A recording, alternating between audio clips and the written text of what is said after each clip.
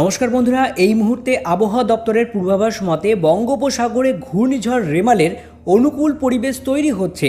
ইতিমধ্যেই দক্ষিণ পশ্চিম বঙ্গোপসাগরে তৈরি হয়েছে ঘূর্ণাবর্ত, যা কিনা আগামী 24 ঘন্টায় নিম্নচাপের রূপ নেবে। এরপরে অতি গভীর নিম্নচাপ, তারপরেই ঘূর্ণিঝড়। এই ঘূর্ণিঝড়ের সম্ভাব্য গতিপথ এখনো পর্যন্ত আবহাওয়া দপ্তর না জানালেও বিভিন্ন আবহাওয়া দপ্তরের মডেল অনুযায়ী যেটা দেখা যাচ্ছে, সম্ভাব্য গতিপথ পশ্চিমবঙ্গ এবং বাংলাদেশের উপকূল। এই ঘূর্ণিঝড়ের ফলে শুক্রবার থেকেই ভারী থেকে অতি ভারী বৃষ্টিপাতের সতর্কবার্তা জারি করা হয়েছে পশ্চিমবঙ্গের দক্ষিণবঙ্গ সহ বাংলাদেশের সমস্ত জেলায়। 24 তারিখে আপনার যে সমস্ত কোস্টাল ডিস্ট্রিক্টগুলো আছে আমাদের সাউথ বেঙ্গলে, তার সেই কোস্টাল ডিস্ট্রিক্টগুলি এবং পশ্চিম মেদিনীপুর এবং ঝাড়গ্রামে স্ক্যাটার রেনফল হওয়ার সম্ভাবনা আছে এবং অন্যান্য জেলাগুলি, দক্ষিণবঙ্গের অন্যান্য জেলাগুলিতে আইসোলেটেড রেনফল হওয়ার সম্ভাবনা আছে। মৎস্যজীবীদের জন্যও উপকূলে ফিরে আসার নির্দেশ দিয়েছে আলিপুর আবহাওয়া দপ্তর। ঘূর্ণিঝড় রেমাল নিয়ে বিস্তারিত আপডেট জানাবো, তবে তার আগে আপনি এখন ভিডিওটি রাজ্যের কোন জেলা থেকে দেখছেন সেই জেলার নাম কিন্তু কমেন্ট বক্সে জানাতে ভুলবেন না। এবং আজ এবং আগামীকাল কোন কোন জেলায় বৃষ্টিপাতের সতর্কবার্তা জারি করেছে আবহাওয়া দপ্তর সেটাও জানাবো। তার জন্য ভিডিওটি শেষ পর্যন্ত দেখতে থাকুন। সপ্তাহভর বঙ্গে চলবে দুর্যোগ, ধেয়ে আসবে ঘূর্ণিঝড় রেমাল। মে মাসে ফের প্রাকৃতিক দুর্যোগের সাক্ষী থাকবে বাংলা। আশঙ্কায় মেঘ ক্রমশ ঘনীভূত হচ্ছে। আবহাওয়া অফিসের পূর্বাভাস অনুযায়ী ঘূর্ণিঝড় রেমালের অনুকূল পরিস্থিতি তৈরি হচ্ছে সাগরে। শুক্রবার থেকে উত্তাল হবে সমুদ্র। বৃহস্পতিবারের মধ্যে মৎস্যজীবীদের সমুদ্র থেকে ফিরে আসার নির্দেশ দেওয়া হচ্ছে। উত্তর পূর্ব বঙ্গোপসাগর সংলগ্ন ওড়িশা এবং পশ্চিমবঙ্গ উপকূলে ঘূর্ণাবর্তের প্রভাবে সোমবার থেকেই দক্ষিণবঙ্গে বজ্রবিদ্যুৎ সহ বৃষ্টিপাত শুরু হয়েছে। আগামী 7 দিন এই দুর্যোগ চলবে। সপ্তাহান্তে বৃষ্টি আরও বাড়বে। বুধবার অর্থাৎ 22শে মে নাগাদ দক্ষিণ পশ্চিম বঙ্গোপসাগরে ঘূর্ণাবর্ত নিম্নচাপে পরিণত হবে।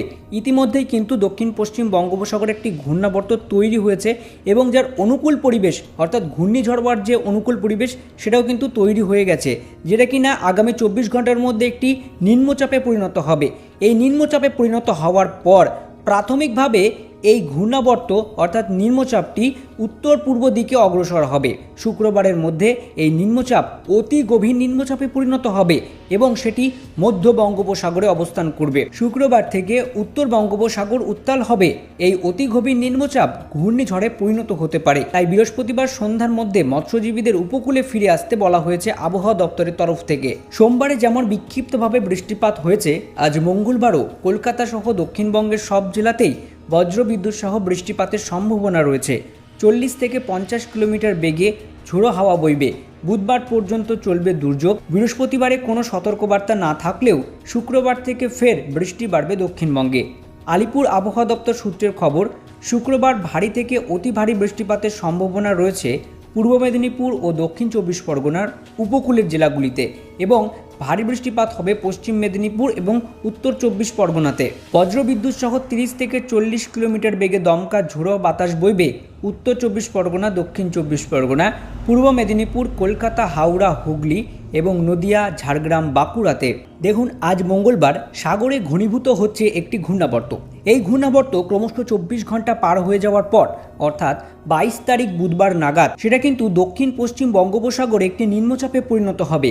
দেখতে পাচ্ছেন বুধবার 22 তারিখ নাগাদ আমরা যদি যাই, দেখতে পাচ্ছেন এখানে একটি লো প্রেশার এরিয়া তৈরি হচ্ছে, যেখানে নিম্নচাপে পরিণত হচ্ছে এই ঘূর্ণাবর্ত এবং যা কিনা ধীরে ধীরে উত্তর পূর্ব দিকে অগ্রসর হবে। উত্তর পূর্ব দিকে অগ্রসর হওয়ার পর দেখুন বৃহস্পতিবার নাগাদ কিন্তু এটি মধ্য বঙ্গোপসাগরে অবস্থান করবে। এই দেখুন উত্তর পূর্ব দিকে কিন্তু এর বাঁক নিচ্ছে এবং বাঁক নেওয়ার পর বৃহস্পতিবার নাগাদ কিন্তু মধ্য বঙ্গোপসাগরে অবস্থান করছে। ধীরে ধীরে শুক্রবার 24 তারিখ নাগাদ এটি ডিপ ডিপ্রেশন অর্থাৎ অতি গভীর নিম্নচাপে পরিণত হচ্ছে।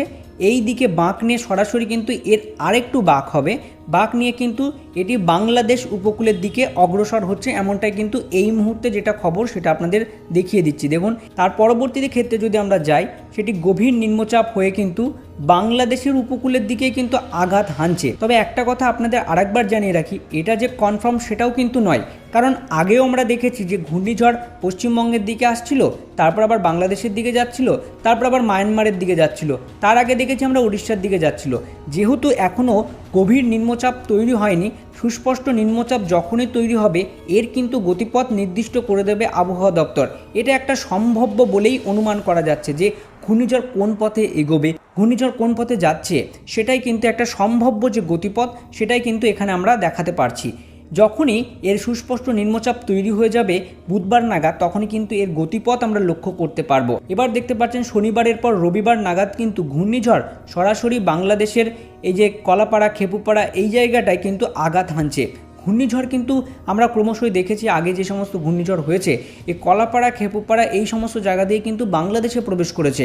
এবং কালকে আমি যেটা দেখতে পাচ্ছিলাম, যার জন্য আপনাদের আপডেটটা একটু দিতে পারিনি, কালকে আমি যেটা দেখছিলাম যে ঘূর্ণিঝড় সরাসরি কিন্তু এই দীঘা উপকূল দিয়ে পশ্চিমবঙ্গের উপকূলেই আসছিল। এবার তারপরে আমি যে আপডেটটা পাচ্ছি সেটা হচ্ছে বর্তমানে এখানে যে আপডেটটা দেখাচ্ছে সেটা কলাপাড়া খেপুপাড়া দিয়ে বরিশাল খুলনা দিয়ে বাংলাদেশে কিন্তু প্রবেশ করছে এই ঘূর্ণিঝড়। তবে এর প্রভাবে কিন্তু বৃষ্টিপাত দেখা যাবে দক্ষিণবঙ্গ সহ বাংলাদেশ এবং পশ্চিমবঙ্গের সমস্ত জায়গায় কিন্তু বৃষ্টিপাত হবে।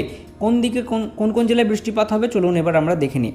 এই ঘূর্ণিঝড়ের প্রভাবেই বৃষ্টিপাত শুরু হয়ে যাবে শুক্রবার থেকেই, তবে রবিবারেও কিন্তু ভারী বৃষ্টিপাত চলবে। দেখুন রবিবার ভারী থেকে অতি ভারী বৃষ্টিপাতের সতর্কবার্তা যে সমস্ত জেলায় আমরা একটু আগে জানালাম, পূর্ব মেদিনীপুর, পশ্চিম মেদিনীপুর, উত্তর চব্বিশ পরগনা, দক্ষিণ চব্বিশ পরগনা, এদিকে যদি বাংলাদেশের খুলনা, বরিশাল, কালাপাড়া, খেপুপাড়া এই জায়গাটায় কিন্তু বেশ ভালো পরিমাণে বৃষ্টি হবে। এই যে মাথাবেড়িয়া, ফিরোজপুর, মাদারীপুর, যশোর, সাতক্ষীরা এই সমস্ত জায়গায় কিন্তু বেশ ভালো পরিমাণে বৃষ্টিপাত লক্ষ্য করা যাবে। আর এই সমস্ত জায়গায় কিন্তু ঝড়ের সেই তীব্র দাপট সেটাও কিন্তু ভালো পরিমাণে থাকবে। তবে আপনাদের এইটুকু আমি এখন পূর্বাভাস দিয়ে রাখছি, আগামী 24 থেকে 36 ঘন্টার মধ্যে কিন্তু আবহাওয়া দপ্তর একটি বুলেটিন পেশ করে দেবে।